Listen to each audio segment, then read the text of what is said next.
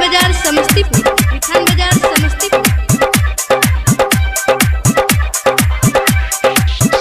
जब चढ़ै छै से जिया पसैया, जब चढ़ै छै से जिया पसैया त पलंग चोय चोय करे। जब चढ़ै छै से जिया पसैया त पलंग चोय चोय करे। चोय चोय करे गे, चोय चोय करे, चोय चोय करे गे, कोई कोई करे।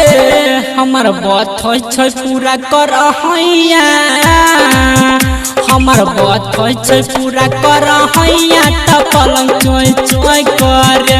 जब चढ़ै छै से जिया पसैया त पलंग कोई कोई करे।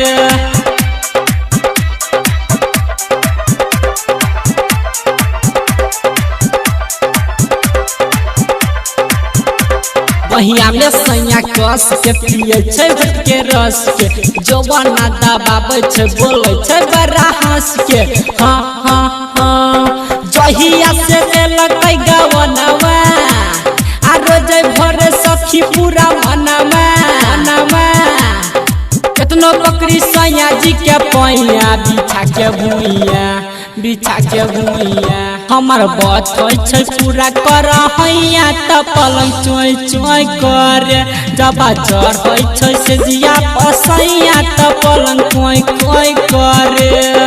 डीजे अंगराज बाबू, मिठान बाजार समस्तीपुर, मिठान बाजार समस्तीपुर।